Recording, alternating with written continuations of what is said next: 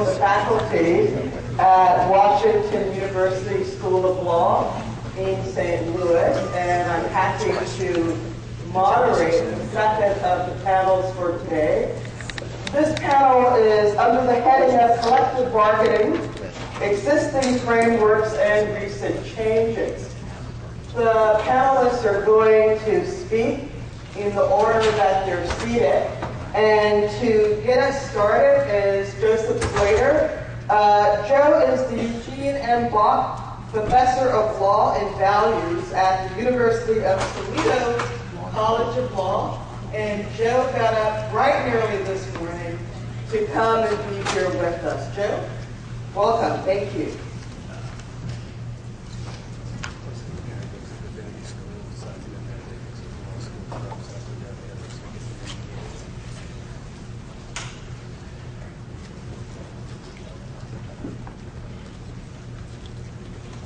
I'm honored to be here today with a panel of true experts on public sector labor law, people from whom I learned most of what I know. I'm also honored to be here today speaking for the labor law group, organization I'm proud to be a member of, and I'm honored to be here today in front of all of you extremely knowledgeable audience members. I'm here to talk about the reforms in labor law, changes in labor law in Ohio, SB 5, as we call it. As a resident of Ohio, this is a subject that is near to my heart and not exactly dear to it. Ohio has gone through what is potentially a quite radical change in public sector labor law. We haven't gotten as much publicity as the Wisconsin has gotten. We suffer a little bit, I think, in Ohio from Badger envy. Follow this in national media, you hear about Wisconsin, but there's quite a bit going on in Ohio. Before the recent amendment, Ohio had a public sector labor law that was applicable generally to most public employees. It was enacted in the early 1980s. It was a fairly generous public sector labor law as those things go. It even allows most public sector employees to strike. SB 5 was passed by the Ohio legislature earlier this year and was signed by the governor on March 31st. And SB 5 was designed to radically alter this law and other terms and conditions of public employment. As of now, SB 5 is not yet in effect because, and I was embarrassed I didn't even know this about Ohio, but Ohio has a provision whereby if you get enough signatures on a petition, there's a complicated formula for how many signatures you need to get, but I won't bore you with that. If you get enough signatures on a petition, you can put a law that has been passed and signed by the governor effectively on hold until there's a referendum in the fall. And indeed, that is what has happened to SB 5.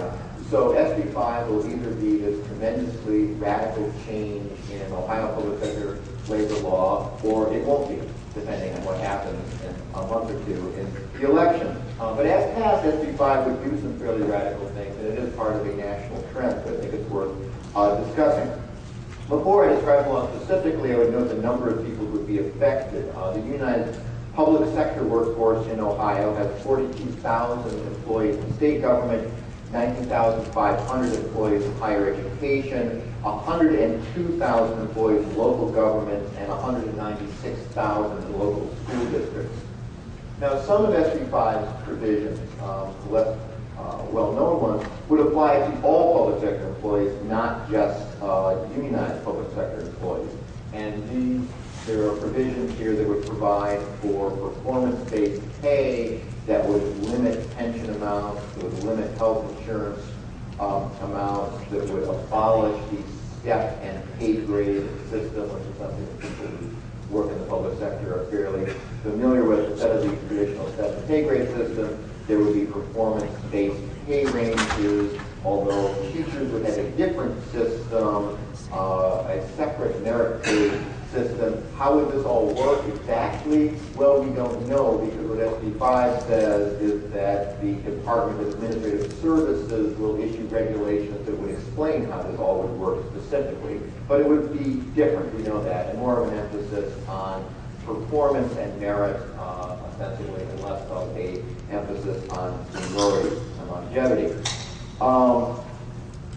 SB 5 also does a lot of specific things to public employees and their unions, and that's what I'm going to focus on. First, SB 5 would eliminate collective bargaining rights entirely for several categories of employees, at least most college and university faculty. For example, most of the faculty at my institution, the University of Toledo, is represented by an AAUP union that has collective bargaining rights now, but would not if SB 5 became law. It also limits the collective bargaining rights of some other employees who can bargain only if the public employer elects to bargain with them voluntarily. Employers could no longer pay the employee's contributions to a public pension plan. It reduces sick leave earned from 80 hours for 4.6 hours work to 3.1 hours for 80 hours work. For employees who can bargain, SB 5 would eliminate the right to strike for employees who currently have that right, and the employees who currently have that right are pretty much all public employees covered by the law, except for police and fire and a handful of other employees like state prison guards and public schools for the blind. But it's mostly police and fire and prison guards who can not strike. Everybody else can strike in Ohio currently, but SB 5 would eliminate that right. SB 5 would also eliminate the right that the folks who currently can't strike, police and fire, have to binding interest arbitration, which is, as I'm sure at least most of you know, when you come to a bargaining impasse and if you're not allowed to strike currently, you can go to an outside neutral arbitrator who, pursuant to statutory criteria, will make a binding decision on the contract, and SB 5 would get rid of that for the employees who are currently eligible for that. It would also provide stiff penalties for striking, 2 days pay as a fine for each day striking, removal from public service for striking or instigating a strike, encouraging or condoning a strike is also illegal. Historical note here, according to the State Employee Relations Board, since 2000 there have been 43 public sector strikes in Ohio. So you can decide if that's a big problem or not. So for all these folks, instead of having the right to strike, or instead of having the right to go to binding interest arbitration if you were police or fire, SB 5 would essentially leave the parties with only non-binding mediation and fact-finding. And if that doesn't lead to an agreement, the governing legislative body, which is typically the employer itself, could simply choose to adopt the employer's final offer. So specifically, fact-finding under SB 5 would work like this. You would go through mediation, that didn't work. You go to a fact-finder, the fact-finder would make some recommendations, which at that point, either the employer or the union could reject by a majority vote. Under law prior to SB 5, it would take 2/3 of either body to reject a fact-finder proposal, but under SB 5 would just be half of either body. So if either side rejects the recommendation, the parties' last best offers are submitted to the legislative body of the public employer, for example, the city council, and they make a selection. Obviously, this is a huge difference in how impasses are resolved, from either a strike weapon or a neutral arbitrator to essentially giving it up to the employer to decide whether the employer's offer or the union's offer is preferable. In addition to this, for certain employers, if the legislative body selects the last best offer that costs more, there are provisions to put that to an election if, say, 100 voters in the affected area want to have an election over that particular acceptance of a contract offer. SB 5 also imposes right to work rules by barring union security agreements.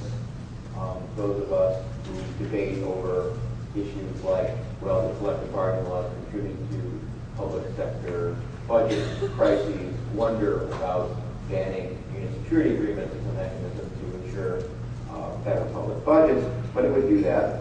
SB 5 also bars public employers from agreeing to provide payroll deductions for any contributions to a political action committee without individual signatures from the employees. Also, SB 5 significantly restricts the scope of bargaining, what unions are permitted to bargain about, and expands the list of things that are specifically not bargainable. It specifies that employees can't bargain about anything to do with employer-paid employee contributions to retirement systems, that they can't bargain about health care benefits except the amount of the premium the employer and the employees pay, although even there unions can't negotiate the employer paying more than 85% of the cost of these benefits. And note that currently SERV says that about 557 Ohio school districts and local governments currently pay more than 85% of health costs, and that would now all be illegal.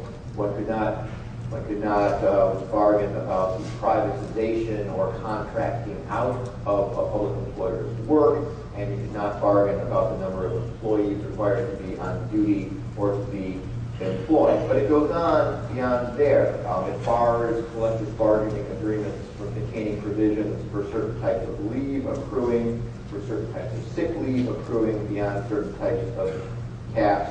The employer can't provide for more than 6 weeks of paid vacation.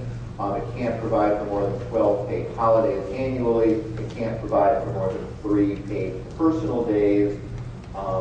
Here's a labor law nerd thing that apparently it does. It bars grievances and arbitrations based on past practice. Someone must have had a bad experience with that, and Ohio legislature at some point to put that in. It has generally stronger management rights language about what is permissible to negotiate about. You can't bargain about personnel, scope of personnel. You can't agree to any restriction on the public employer's authority to require any products, programs, or services. It requires that both parties consider only the financial status of the public employer at the time of negotiations when determining the employer's ability to pay. For those of you that have done public sector labor law, you know that determining the employer's ability to pay is a bit of a term of art, frequently used in criteria that fact finders have to refer to, and that if there was interest arbitration, there isn't anymore, but the interest arbitrators would have to refer to, and it restricts how you can focus on that factor, the employer's ability to pay in a way that, long story short, favors the employer. The bill gives greater rights to a public employer in a state of fiscal emergency or under fiscal watch to terminate the agreement. Currently in Ohio, there is state agency-made law such that if there is a type of dire fiscal emergency, the employer may need to take some unilateral action, but in fact there's no cases upholding the right of employers to actually do that in Ohio, so they've written that into the law to allow employers to take actions, unilaterally modify provisions of collective bargaining agreements if there is some sort of fiscal emergency.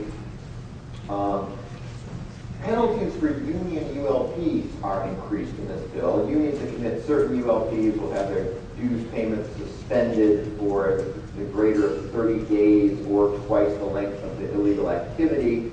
Those ULPs would be boycotts or pickets over jurisdictional work disputes, which actually, as far as I know, doesn't come up a whole lot in the public sector, but more importantly, encouraging or inducing a strike or engaging in a strike or refusing to work, or my favorite one, inducing or encouraging residential picketing of residences or places of private employment of public officials.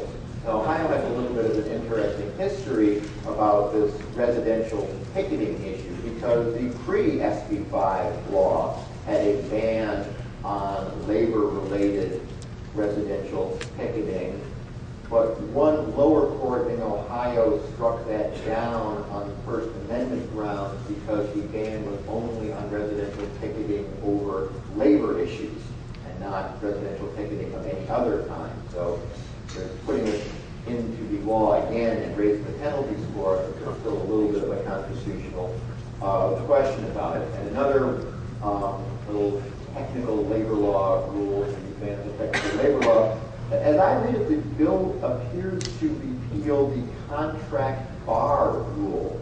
For those of you that do not teach labor law, the contract bar rule says that if you have a current contract in effect with some limitations, there cannot be a decertification petition. You can't try to get rid of the union while there's a valid collective bargaining agreement for the first 3 years of it in effect. And as I read SB 5, it would get rid of that rule, which would make it easier, in short, to decertify unions or have decertification elections during a contract. And if all this wasn't giving you the message of what this bill was about, SB 5 also repeals the provision of pre-existing Ohio law that says that the labor law is supposed to be liberally construed in favor of the rights of unions and workers. So there would be much less to liberally construe anyway, but here we have it. So the interesting thing, and this is a 400-page bill, and I was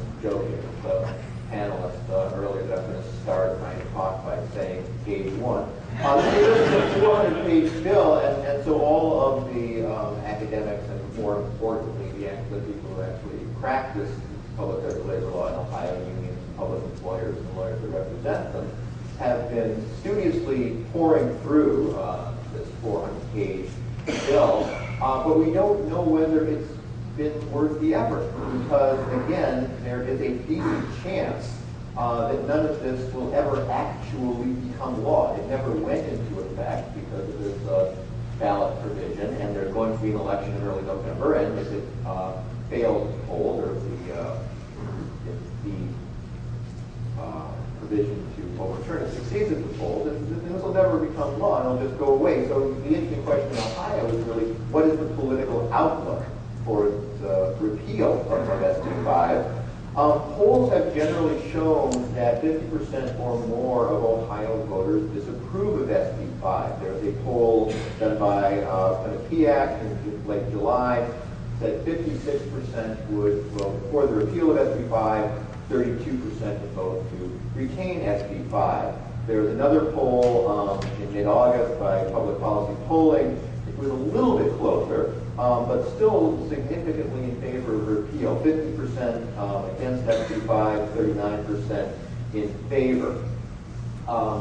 So I would say that right now the odds, I know lots can happen between now and November, but if one was a betting man, one would put odds slightly in favor at least of this bill being repealed. What could happen next? Well, the last thing I'll say is that there were other polls that broke down some of the constituent parts of SB 5, what was popular and what wasn't popular.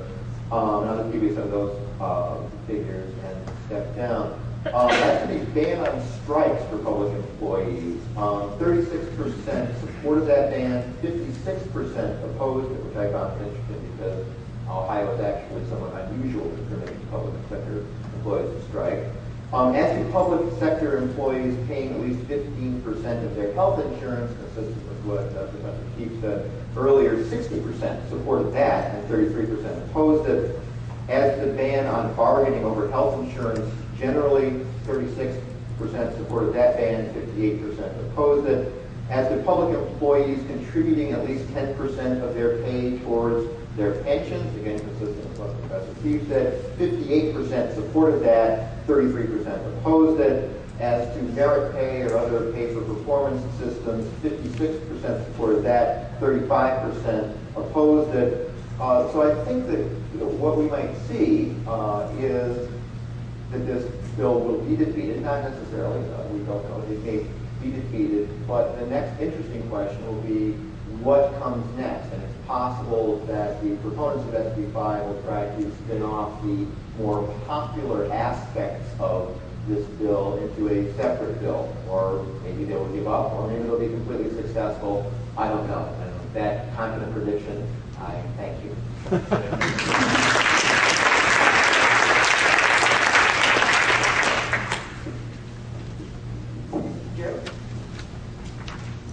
Our next speaker is Martin Malin. Marty is professor of law at Chicago Keck College of Law in Chicago, where he is also the director of the Institute of Law and the Workplace.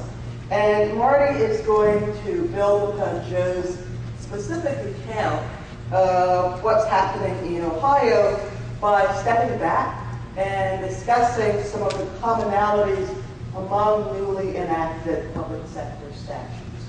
Marty.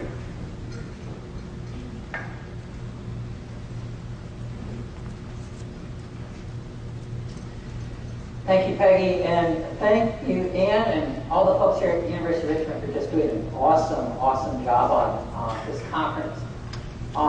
Joe just covered Ohio in 15 minutes. I got 15 minutes to talk about 12 states. I think I need a union party.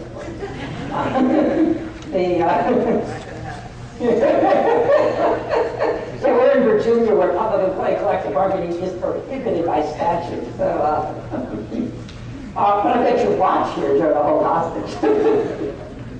So everyone knows about Ohio and about Wisconsin, and I guess somewhat about Indiana, because those were the three states that dominated the news. We in Illinois felt great that we became the refuge for Democratic members of state senates, and Wisconsin and Indiana, the Wisconsin Democratic caucus in the state senate fled to the North Shore, the northern suburbs of Chicago and Rockford. Democratic state legislators in Indiana fled to Champaign, Urbana, go figure that out, in efforts successful in Indiana, unsuccessful in Wisconsin to prevent certain enactments. But we had action in Illinois too, which I'll talk about in a little bit. Professor O'Keefe said we had 13 states that changed their public employee collective bargaining laws. I'm going to cover 12 of them. The 13th is New Hampshire. There are lots of interesting things going on in New Hampshire, but the New Hampshire House and the New Hampshire Senate passed different bills. Both versions made major changes to reduce public employee collective bargaining rights, but the two houses couldn't get together to work out their differences in time before the end of the session. So the only thing that happened in New Hampshire was they repealed mandatory card check recognition. So previously in New Hampshire, a union could compel recognition by having a majority of employees sign authorization cards saying they wanted union representation. That's gone over in New Hampshire. That was about the only thing that actually was enacted there, but let's watch the next legislative session in New Hampshire. So I'm going to talk to you about Idaho, Illinois, Indiana, Massachusetts, Michigan, Nebraska, Nevada, New Jersey, Ohio, Oklahoma, Tennessee, and Wisconsin. Now, on March 10th of this year, Wisconsin Governor Scott Walker published an op-ed in the Wall Street Journal defending his budget repair bill as giving public employers the tools to reward productive workers and improve operations by confronting the barriers of collective bargaining that currently block innovation and reform. Now, what was Governor Walker talking about? Basically, he was talking about unilateral employer command and control, replacing employee voice in determining their working conditions. And the bulk of the changes in the 2011 upheaval go in this direction. We start with, I'm going to just cut across all of these statutes and find common elements.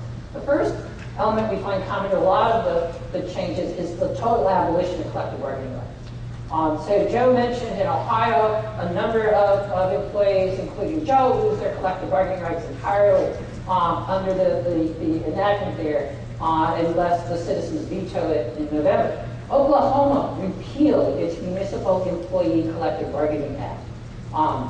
So now collective bargaining in Oklahoma for mid-sized cities, employees in mid-sized cities, occurs only at the option of the employer. Tennessee repealed its Professional Educators Negotiations Act, eliminating collective bargaining rights for teachers in Tennessee. Tennessee replaced it with something they call the Professional Educators Collaborative Conferencing Act.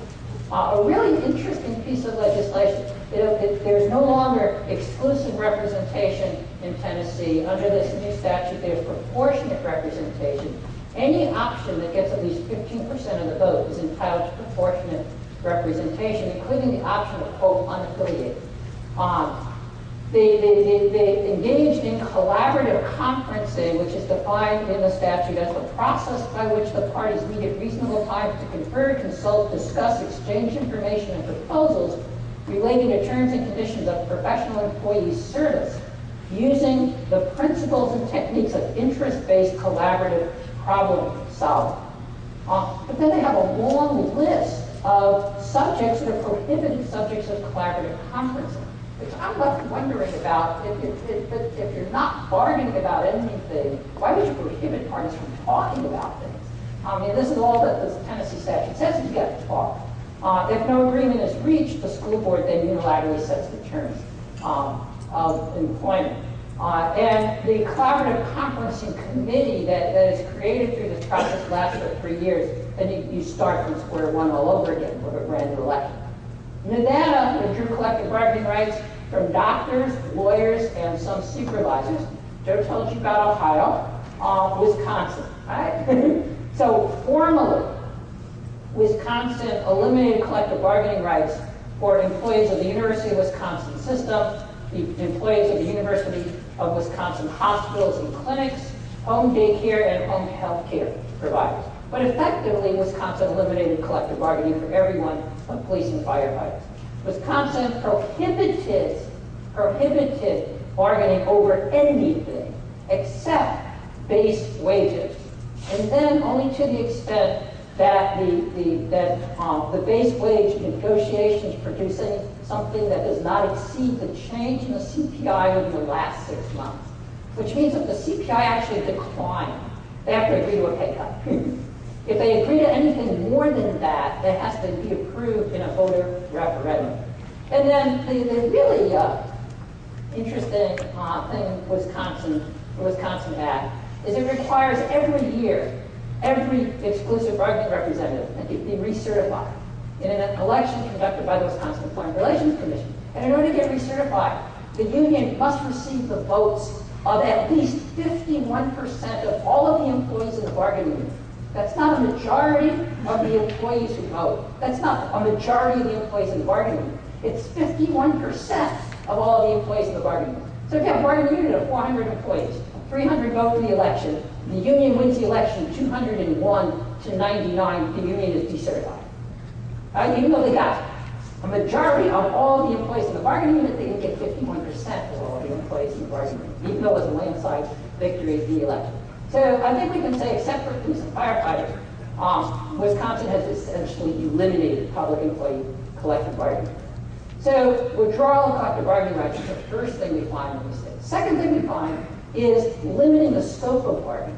So again, Joe talked about the long list of prohibited subjects of bargaining in Ohio.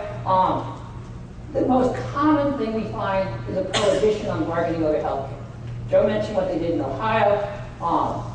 In New Jersey, collective bargaining over health care has been suspended for 4 years, while a new statute is phased in. In Massachusetts, there is now a statutory procedure by which local governments may make changes in health care benefits. And of course, in Wisconsin, not only did Wisconsin effectively eliminate collective bargaining for everyone but cops and firefighters, but they prohibited collective bargaining over health care for cops and firefighters.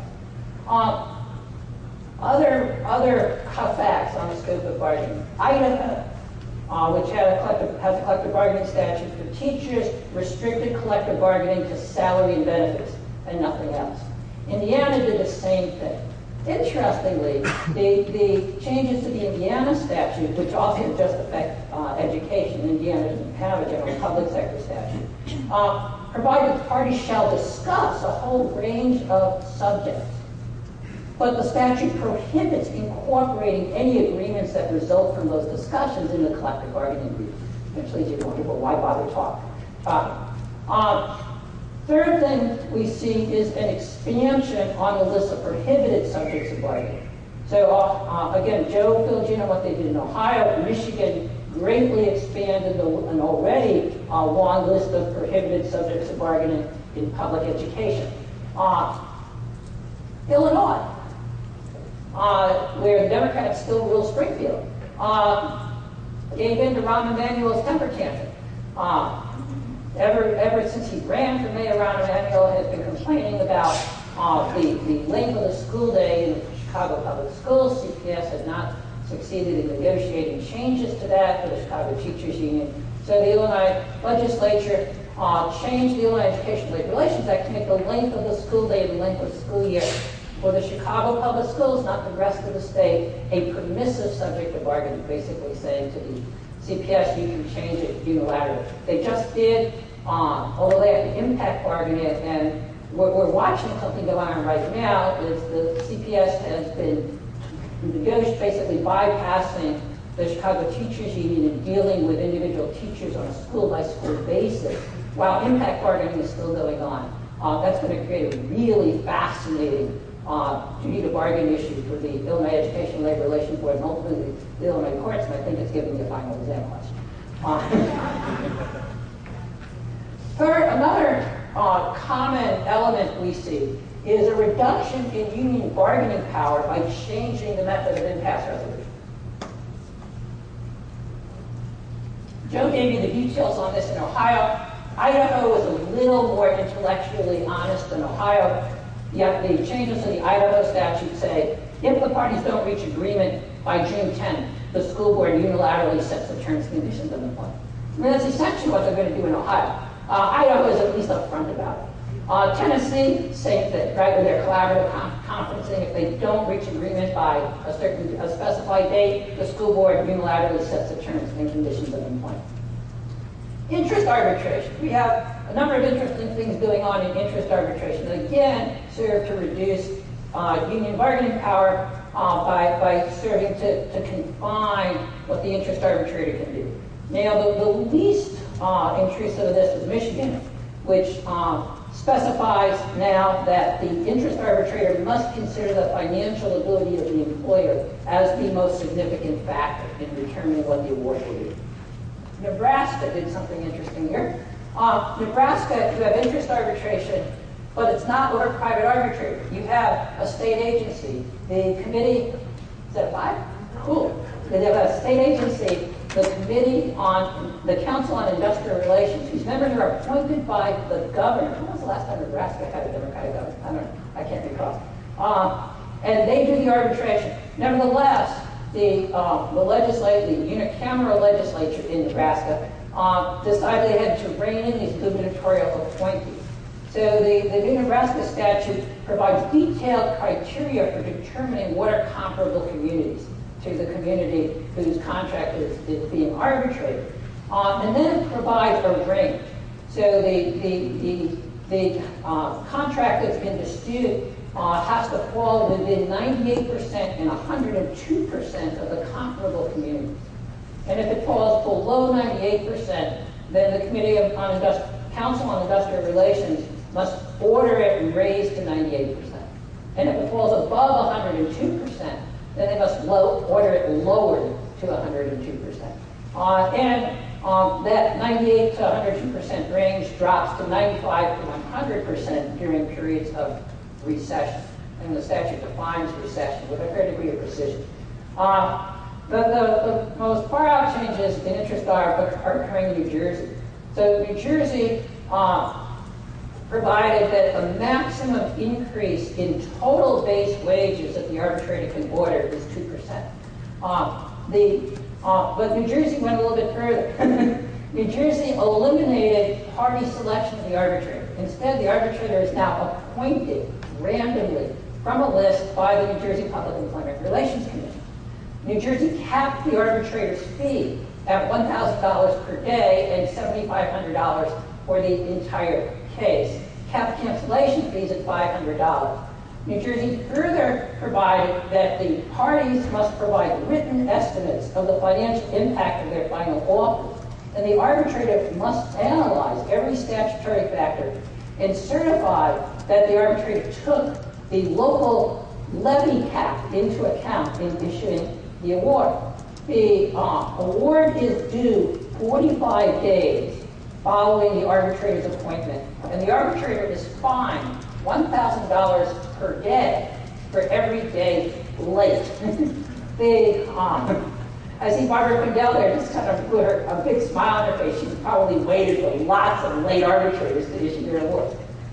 The impact of this has been really interesting. First of all, nobody's doing these cases in New Jersey. If you go on the PERC website, you find their panel consists of 6 arbitrators. Only 2 of them are members of the National Academy of Arbitrators. But the second thing that's going on in New Jersey is that settlement of these disputes following the demand for interest arbitration has completely ceased. 2 factors I've been told contribute to that. One, the fact that the parties haven't picked their arbitrator. So it's not like they're going to trust the person they get. And number 2, there's simply no time to pursue settlement. Third thing is apparently this action has advantaged unions. Because union is a party that usually demands that we take it to arbitration.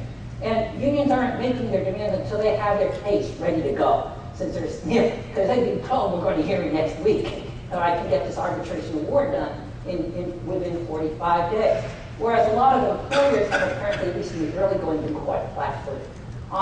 So there's just, and the fourth thing that has occurred in New Jersey, every single interest arbitration award that's been issued since this took effect has been appealed. So it's also totally undermined finality with respect to interest arbitration. But we'll see if New Jersey revisits the mess that they've created. Illinois tinkered with the right to strike, but didn't really modify it much, except for the Chicago Public Schools, where they now impose fact-finding and the requirement of rejection of the fact-finder's award, fact-finder's recommendations, followed by making them public, followed by a 30-day cooling off period before a strike can take place. So it essentially said, no, we're not going to have strikes in the Chicago Public Schools anymore. And again, this was something that the Emanuel administration really pressed for. I think the expectation is that the CPS contract will ultimately be settled, with fact-finding that will really be mediation on steroids. So all these changes, designed to, one, reduce union and employee bargaining power, two, enhance unilateral control by employers. Where that will take us, we'll have to wait and see, because I'm out of time, so I don't get to speculate on it. Thank you very much.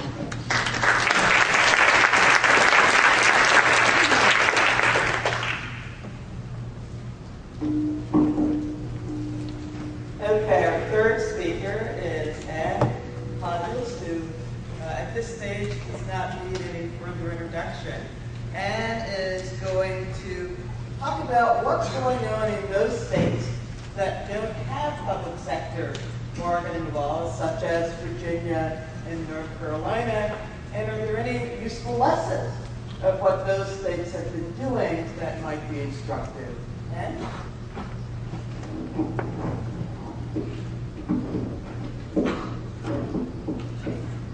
thank you.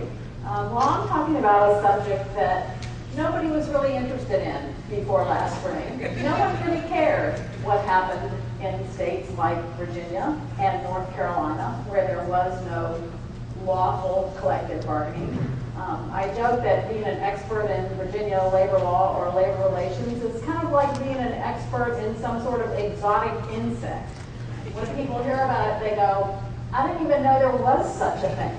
And what in the world is it? What happens? What does it look like? Well, I'm going to try to tell you a little bit about what it looks like. Last spring, all of a sudden, I was getting all sorts of calls about what happens, what does Virginia look like? Because as Marty pointed out, other states are starting to look a lot more like Virginia. And so folks from other states are saying, what happens there? What happens in these states where collective bargaining is not permitted by law? Well, there is labor relations in Virginia. There are things that happen. There are unions that are active in Virginia, in North Carolina, despite the fact that they cannot, by law, bargain collectively. In Virginia, it was in 1977 that the Virginia Supreme Court issued a decision that said that public employers in Virginia could not legally bargain, that the state had not authorized collective bargaining by localities. Prior to that time, there was collective bargaining by a number of local governments. And so there was unionization. There was a relatively high level of union membership in Virginia at that time. From figures I've seen, it was somewhere around 38%, which is about where public sector membership across the country at least was when we had the latest data. There's not very good data about what has happened since all of the changes in the legislation. So for a number of years, we did have collective bargaining. In 1977, the Virginia Supreme Court says you can't do this anymore. What happened at that point? Well, there was a significant drop in union membership that occurred at that point in time. By 1978, union membership in the public sector in Virginia was down around 19% from 38%. So we did see that significant drop. Now it's somewhere around 10%. Now, you have to look at that in light of private sector union membership as well in Virginia. It's one of the lowest states in the country in private sector union membership as well. So that's a difference from the states that have been making these changes in recent months. Many of those states have higher levels of union membership across the board. States like Ohio and Wisconsin, higher levels in the private sector as well as in the public sector. So how do unions keep their membership? What in the world do they do in the state of Virginia when they can't collectively bargain? Well, they do a lot of the same things that unions do in states that have collective bargaining. They do a lot of lobbying of the state legislature, as well as of local government bodies, county boards, school boards, city councils. All unions in the public sector do that across the board to try to get favorable changes in the law, to try to get more funding for the agencies, not simply about wages and benefits, but other sorts of laws that benefit the agency that they work for. So we see a lot of that. We see lobbying in Virginia on issues that are typically collectively bargained in other states because they can't bargain. In addition, of course, political activity, trying to elect favorable candidates so that the lobbying is more likely to be successful. We see unions doing lots of research, doing studies, so that they can provide information to legislators in order to help persuade them to make favorable changes for the union, for the employees in legislation. Unions represent their members in administrative proceedings and frequently provide lawyers for their members in legal proceedings, particularly those related to work. For example, the Virginia Education Association, like most affiliates of the National Education Association, their members are provided with lawyers in proceedings, for example, proceedings to remove their tenure. They get a lawyer that is paid for by the union. An incredibly valuable benefit. All of you lawyers out there know what it would cost to hire a lawyer for something like a tenure revocation proceeding. So the employee's dues are minuscule compared to what it would cost to hire a lawyer. So that's a terrific benefit for union members. We have a grievance procedure here in Virginia for state employees, and for larger local governments, it's mandated by law, and unions represent their members in that grievance procedure. The government does not have to deal with the union in the same way it would if there was a collectively bargained grievance procedure. So often what the union is doing is simply advising the employee about how to present the grievance, and at the higher levels where the employee is entitled to a representative, for example, in a hearing, that can be provided. They can have a lay representative from the union or a lawyer. Unions do a lot of training, offer a lot of training for their members, training that benefits them in their job, all sorts of other benefits as well that are provided to union members. A lot of community activism by unions, community service in Virginia. And this is particularly important to unions in a state like Virginia, where there is kind of a history of anti-union sentiment in the state. There are a lot of people that don't know much about unions, and what they know is sort of, well, I heard they were bad, I don't really like them, I don't know much about them. So there is this history that unions have to deal with in states like Virginia and other southern states with this long history of anti-union sentiment. And part of what they do to deal with that is be involved in the community, provide community service, be out there, be visible, doing positive things. The other thing that unions do in Virginia is negotiate memorandum of agreement or informal agreements with employers. It's not collective bargaining, they're not binding, they're not legally enforceable, but some employers choose to negotiate these agreements with the unions. And the union develops a positive relationship with the employer, and both parties see a benefit to negotiating and working out an agreement. It might be on a single issue, or it might be something more comprehensive, like a collective bargaining agreement. And from what I know, most employers comply with these, although they're not legally binding.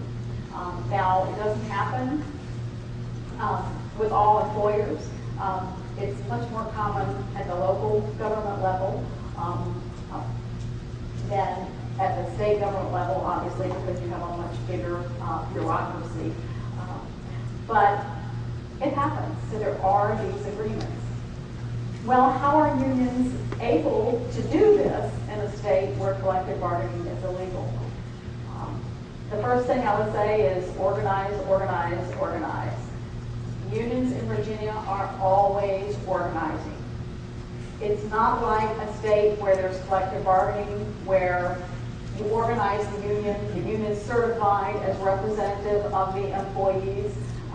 It negotiates an agreement, the employees pay dues. If you're in a fair share state, the employees are required to pay dues, or at least the cost of representation.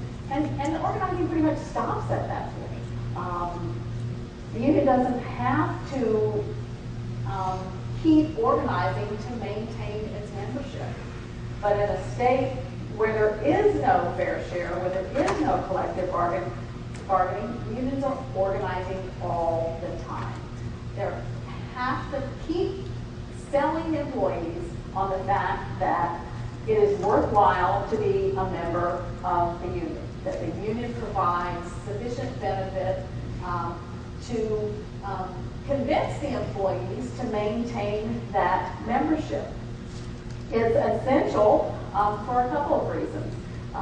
It's much harder to lobby, to do political activity effectively if you don't have a significant membership. Also, because there's no certification of the union as a representative, there can be potentially multiple unions in the same workplace. And of course, we saw that can now happen in Tennessee as well. So the union has to build that base and keep that base in order to successfully do all of these other things, memoranda of agreement, lobbying, and all of that.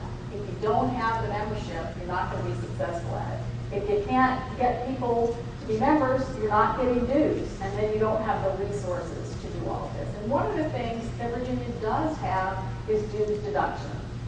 Not fair share agreements, but dues deduction. And that is by virtue of an Attorney General opinion and the authority of the controller to say, and essentially what the opinion says is, if you deduct dues for any group, you have to do it for all groups. And so that's very important because the union doesn't have to go out and collect the dues.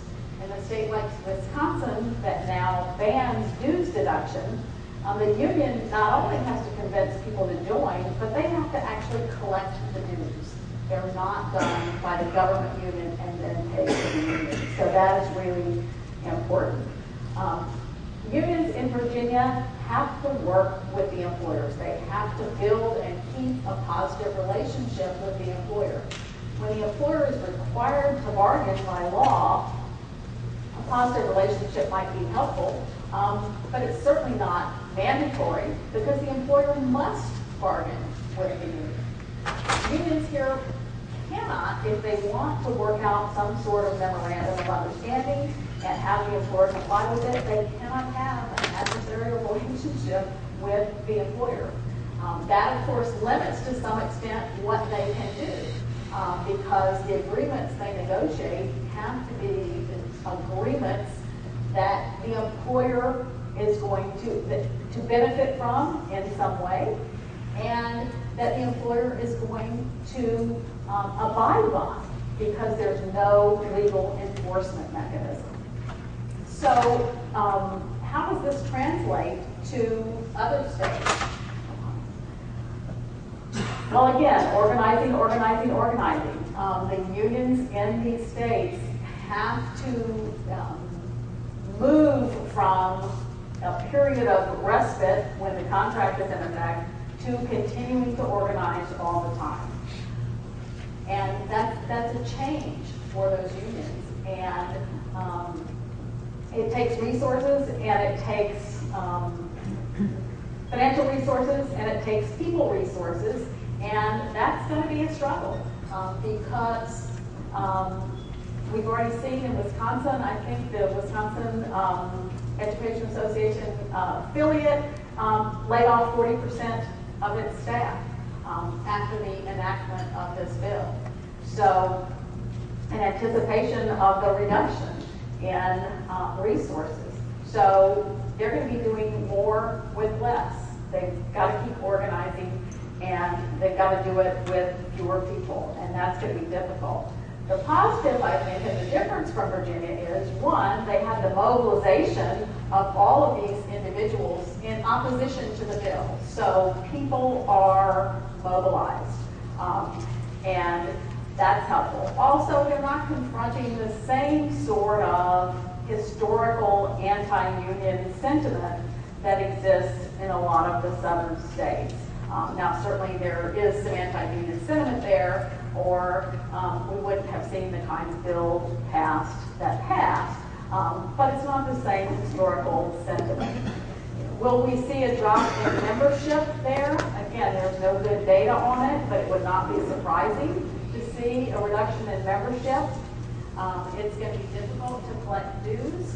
If some of these states still do have dues deduction, and in those states, I think it will be easier for the unions to continue to operate because they can get dues. And relationships with employers.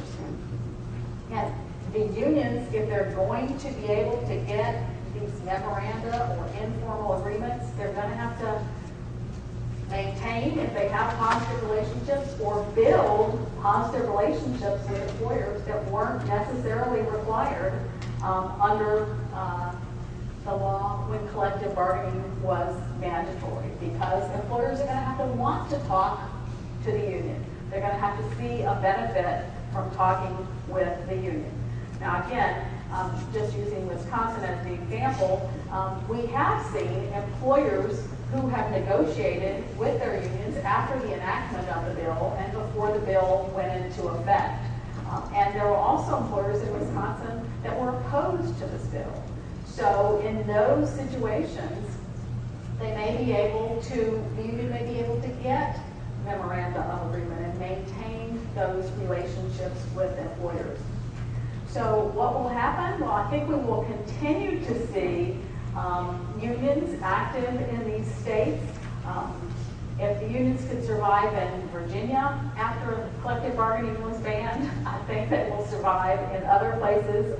They may be smaller, they may have to do more with less, they may be weaker, but I don't think we'll see the elimination of unions.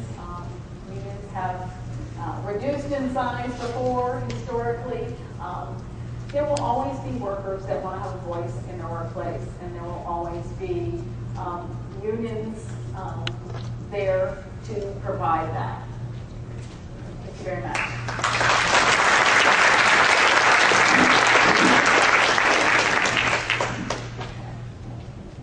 Thank you, Ann.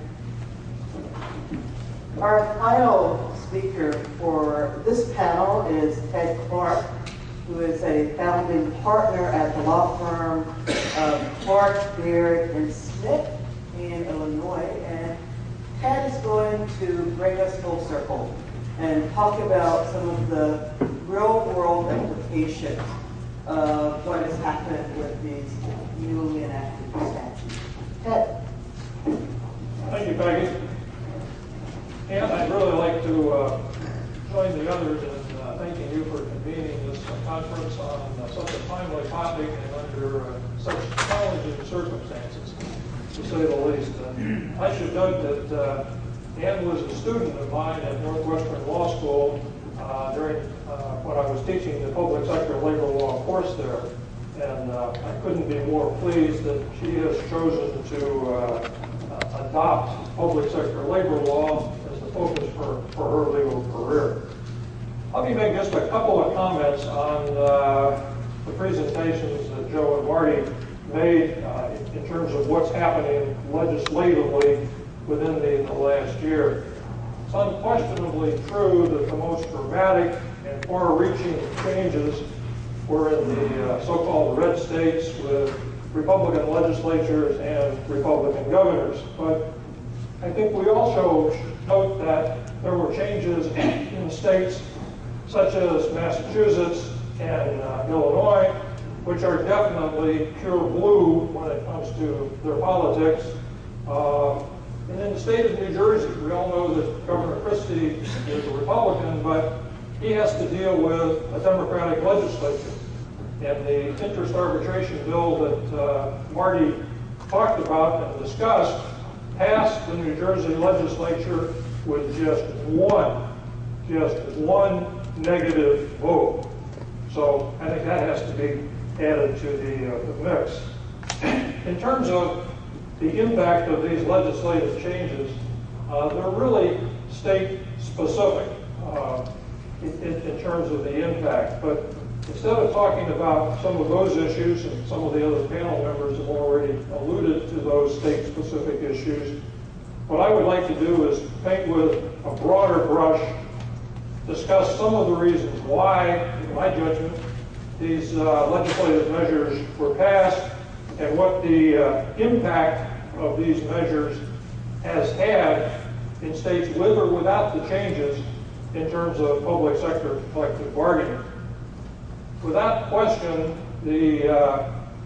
what's now known as the Great Recession, when Lehman Brothers went under in September of 2008, and the resulting financial crisis was a major impetus for any number of these changes. In fact, there was an article, lead front page article in the New York Times in January of this year, which noted, faced with growing deficits and restive taxpayers, elected officials from Maine to Alabama, Ohio to Arizona, are pushing legislation to limit the power of labor unions, particularly those representing government workers in collective bargaining and politics. But this sudden move to the right on public sector collective bargaining issues has been also, at least in part, propelled by public opinion. Public opinion that is accompanied by reports of public outcries over public sector wages and especially pensions. And a good source of news, by the way, on this has been the New York Times. They've been on top of this story literally from day one. This is a lead article earlier this year. Public workers facing outrage and budget crisis. Union benefits at issue.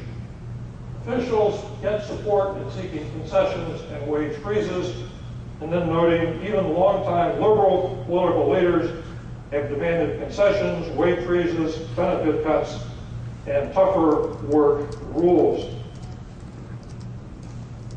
Now, in terms of the wages and benefits for public sector employees, I'm not an economist, and I certainly haven't delved into this as deeply as Professor Keefe and Dr.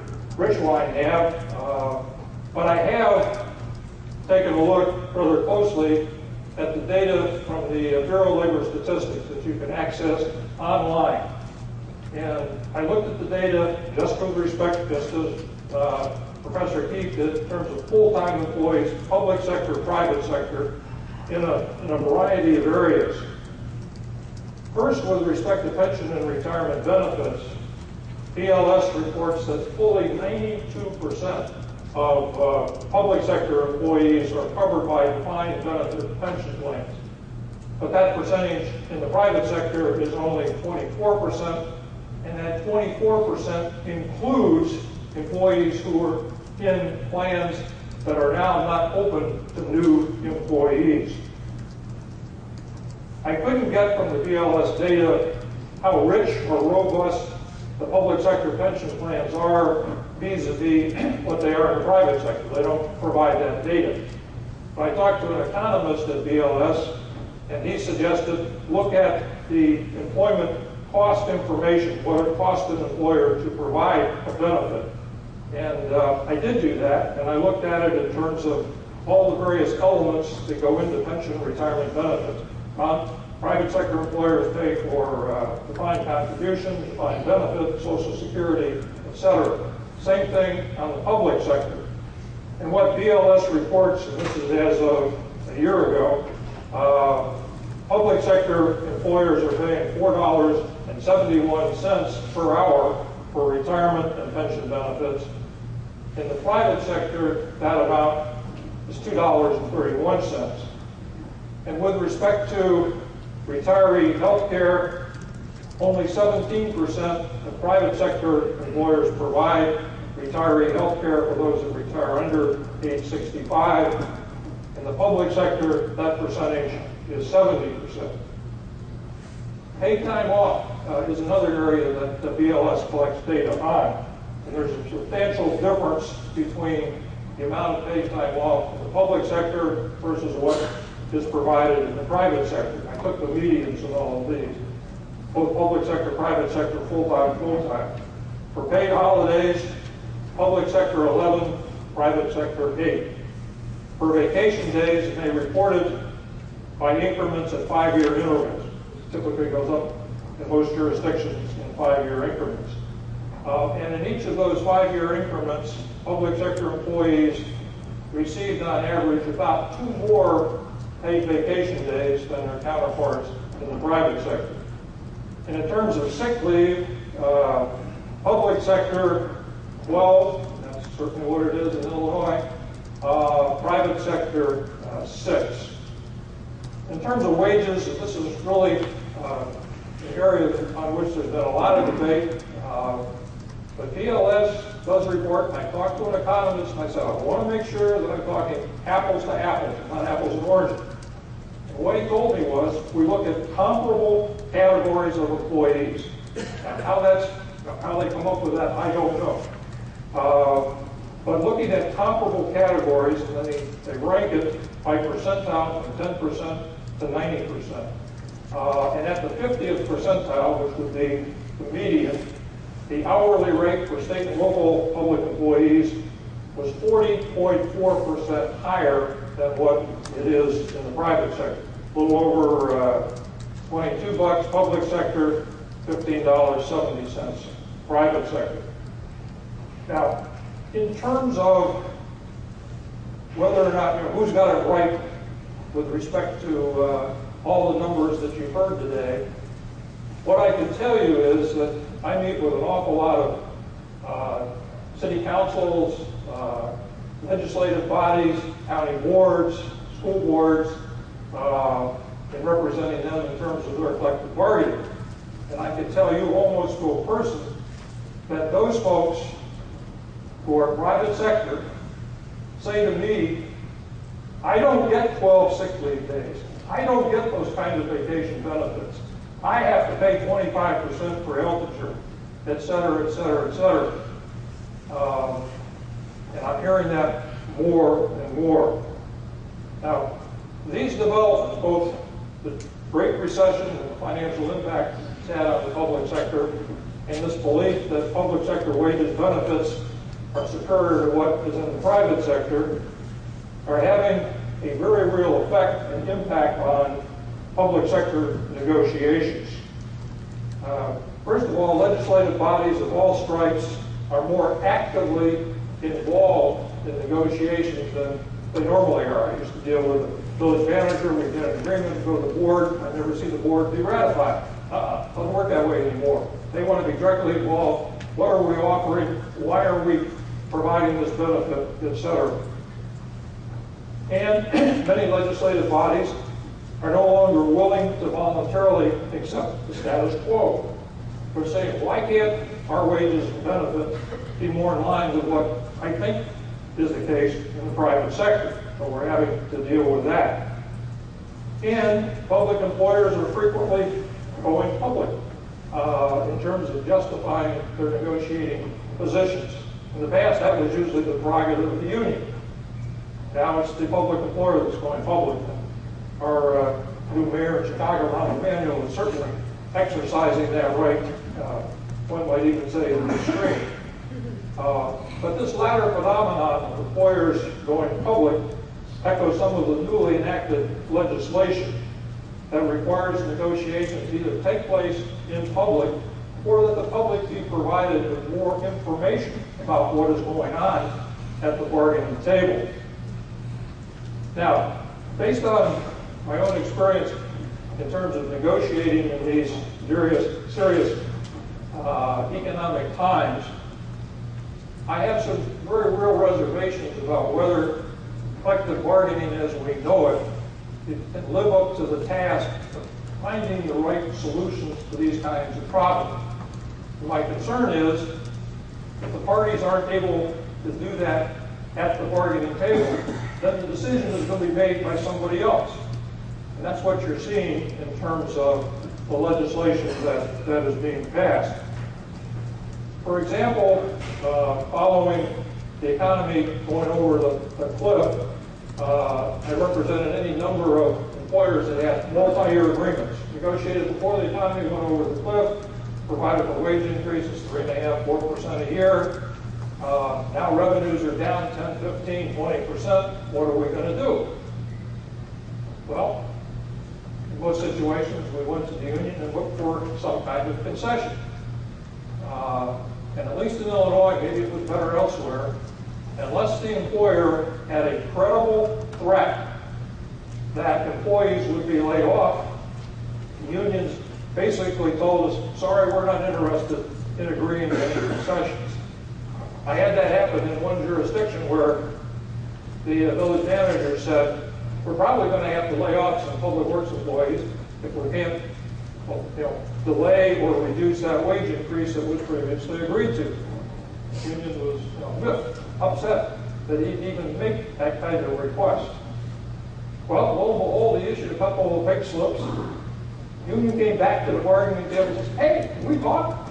And they did talk, and ultimately they agreed to some unpaid furlough days that in effect gave back to the employer what the wage increase otherwise would have been.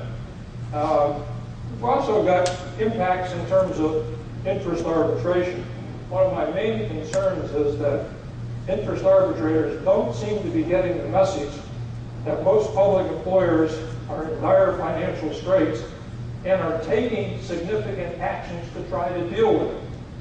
I had a case a year ago where a jurisdiction revenues were down 10%. They eliminated, believe it or not, the HR position. They laid off some employees. They cut back service. They were looking for ways to raise revenue. And the arbitrator held that, well, you basically righted the financial ship. You know, I think you've got the ability to pay. Public welfare is not going to be adversely affected. So he accepted the union's final offer of a wage increase of 2.5%, which followed one that they'd received the year before of 3%.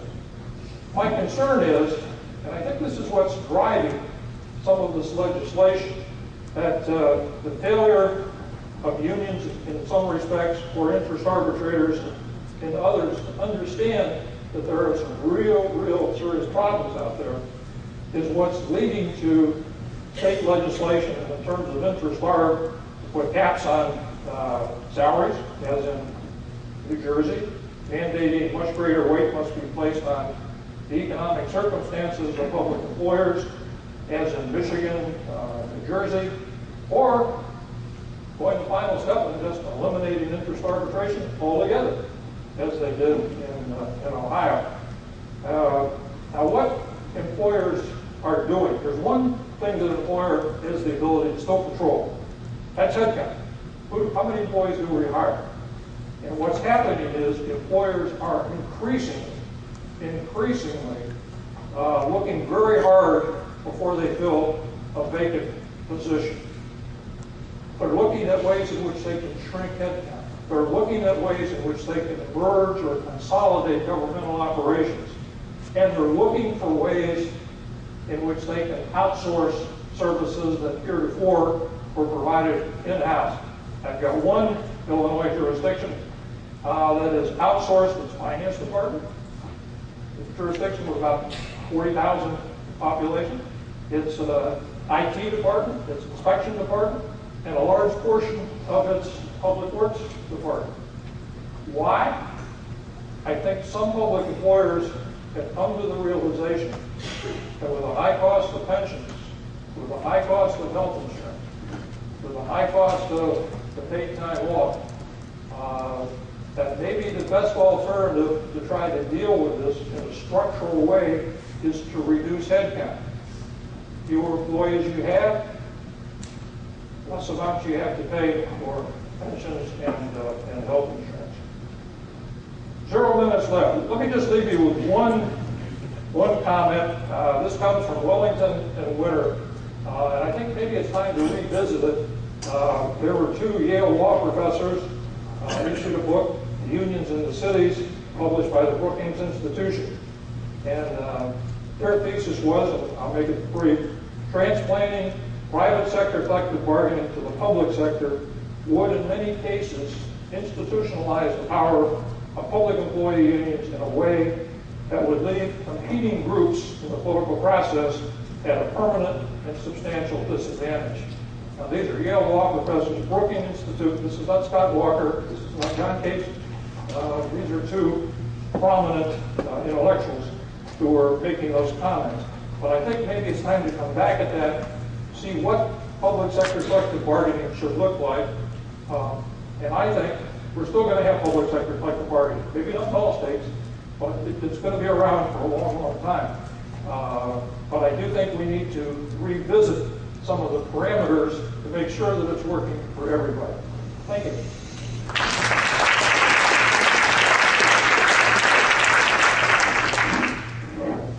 Thank you, Ted. We have time for a few questions. I know we stand between you and lunch, but hopefully you will engage the panelists a bit before we break. So if you can raise your hand. We have a question over here.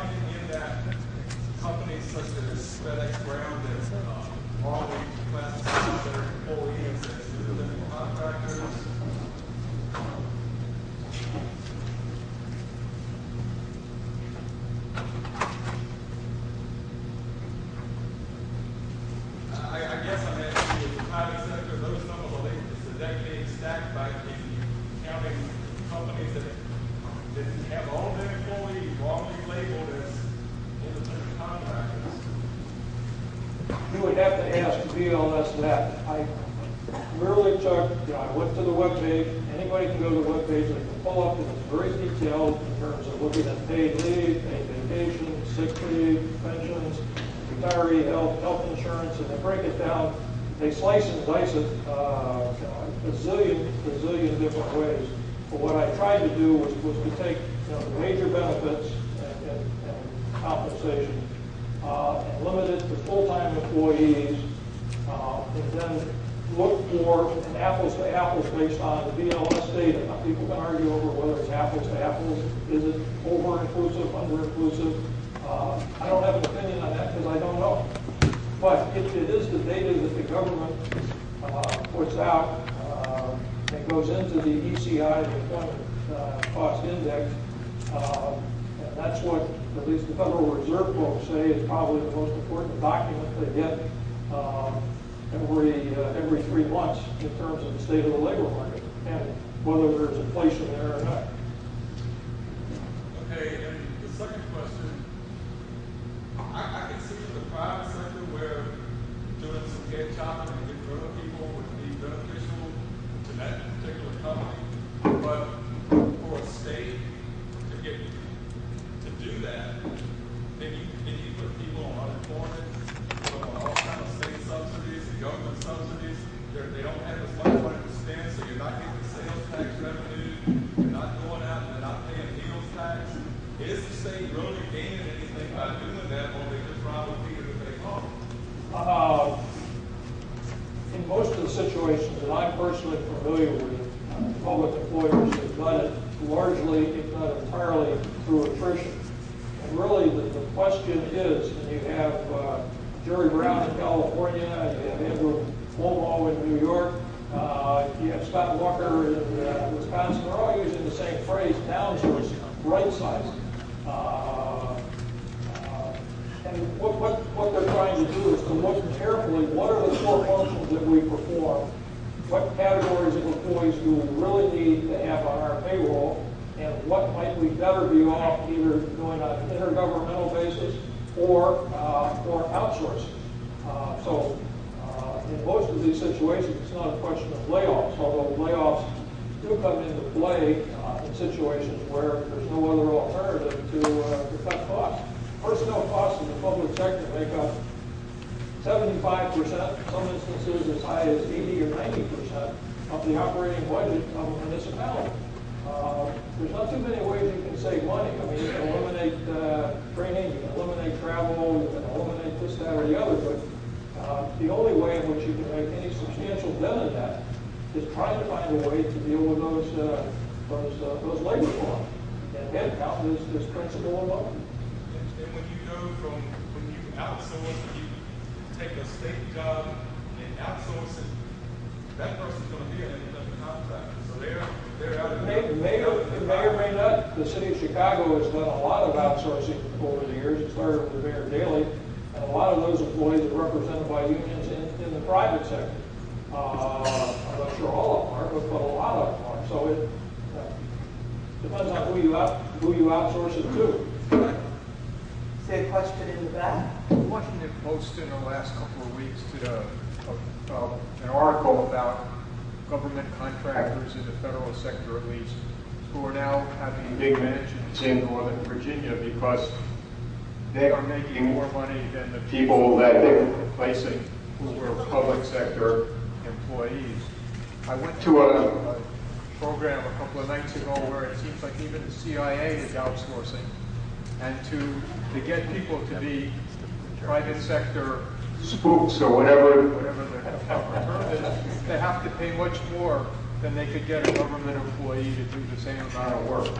So I'm not sure that the benefit of reducing the headcount translates to a benefit in saving money in the long term.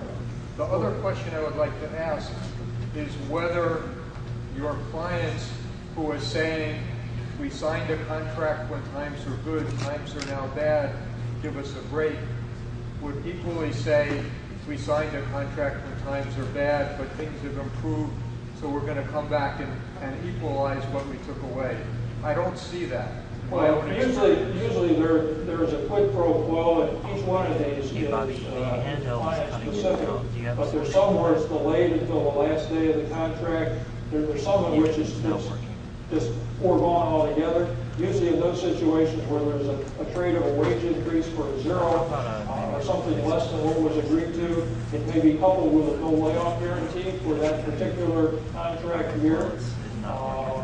And I had a jurisdiction in Johnburg, very large jurisdiction in Illinois about 10, 15 years ago. Even though it was under contract, didn't have to do it, gave every employee in the village a 4% pay increase. Thanks. So I think the public sector, by and large, is a kinder, gentler employment situation than what you find in most private sector environments. 2 more questions, we have 3 more, and then we're going to be done. So we'll start in the very back. Mine's quick. For Professor Slater, could you comment briefly on the yeshiva element of SB 5 and how much popular support that might have come back as a separate piece next session? I assume what you mean by the yeshiva element is the part that eliminates collective bargaining for higher education. Yeshiva refers to a private sector decision which makes the most college faculty in the private sector managers or supervisors of both, and that's not covered. And Ohio, like a number of other public jurisdictions, in fact does cover public sector university faculty in the collective bargaining law, so we don't have a yeshiva as such.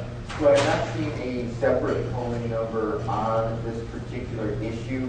My guess is, I mean, as much as it matters to me and the other folks in the faculty lounge, that's the last thing that most people in Ohio really care about, and I do, but I mean, I doubt that you get a whole lot of real interest in that. People aren't going to poll for that issue. But that's just my guess. Well, my question is about the future of economic strikes. Recently, I went to Virginia for like 2 weeks with the rise in communication with their negotiations broke down. We also had some strikes on the West Coast in the last couple of years that seem to go well with employees. So are economic strikes really a thing of the past, or do you think they'll come back and go in the future at all? Well, I think the strike weapon in the private sector is largely phantom at this point. In the public sector, the strike weapon is not so much an economic weapon as it is a political weapon. And if you take a look at the jurisdictions where public employees have a statutory right to strike, right now, their strikes are pretty much non-existent. And that's because unions pretty much recognize a political reality. You know, that a strike right now, in these economic times, would not garner them any kind of political support. In the state of Illinois, we've had the right to strike for non-essential employees since 1984. And in the municipal non-education sector, where they don't get to automatically make up the days in order to have a full school year, which is a differentiating factor as far as teachers are concerned, there's probably been less than, well, I can only count up about 10 strikes in the 30-year, 36, 37-year period since the law has been in effect. And interestingly, in these economic times, we've been able to get deals for the operating engineers, or laborers, or teamsters, in situations where they don't have the right to strike. And I can tell you they are very moderate deals. Some zeros, 0, 1, 1.5, maybe some 2-tier in terms of wages where you might have been a little out of line. And to me, that's kind of the acid test. Employees have the right to strike, can do that. Why are we getting different results in terms of interest arbitration? Yeah, I'm personally not a big fan of interest arbitration, which is kind of hypocritical to say because a lot of interest arbitration fees are paying my kids' college tuition right now. But I think it's necessary for police and fire. We really don't want to risk a strike that would disrupt public safety. But I think we have a much freer system of collective bargaining where we recognize the right to strike rather than send the parties to interest arbitration. Let the teachers or the clerks or whoever strike. Somebody ought to make an analog when you're looking at all of these legislative developments at the state and local level with what the case is in the federal level. federal employees have a very circumscribed right to engage in collective bargaining. No right to negotiate over health care. By the way, federal employees pay 40% of the cost for health care. No right to negotiate over wages except for a very, very limited number. And no right to negotiate over pensions. And President Obama proposed and Congress agreed to a 2-year wage freeze for all federal employees. So maybe there's compare and contrast what's happening there versus what's happening at the state and local level.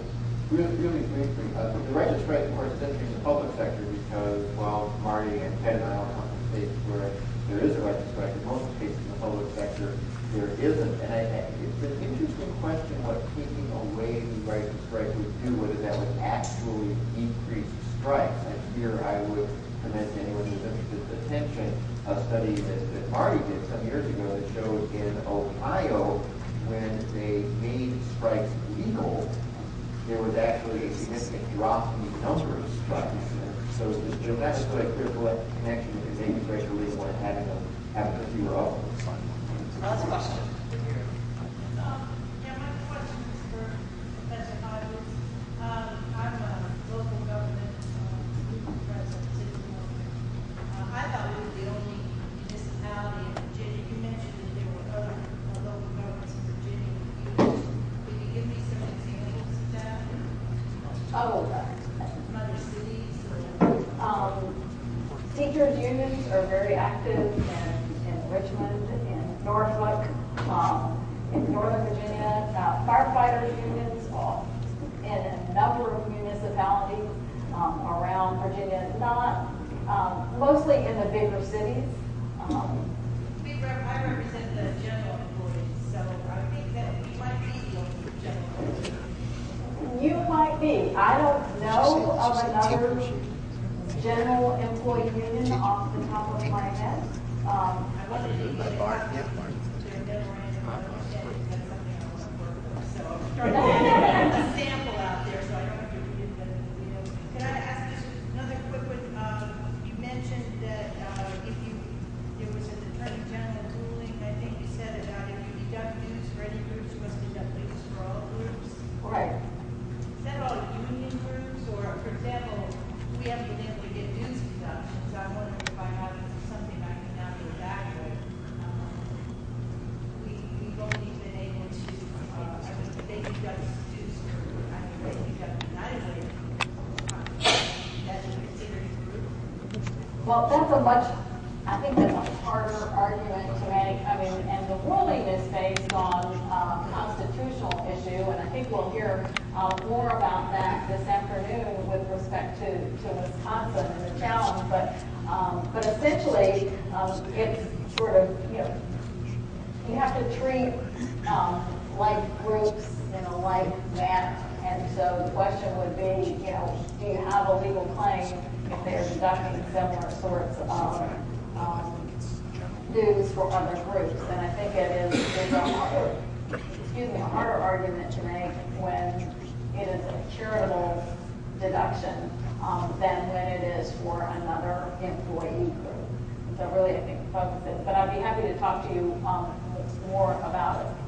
I suggest we look beyond Virginia and look in Tennessee. The courts of Tennessee have held that municipalities have no authority to engage in collective bargaining. The school districts did because they had a separate statute. Yet for a long time, for decades, Memphis and the government of Metropolitan Nashville have engaged in collective bargaining. Memphis with AFSCME, Nashville with SEIU have formal memoranda of understandings that are enforceable with arbitration, actually go to arbitration over grievances and abide by the arbitration rule. The employers can walk away legally at any time, but we're talking about decades of history.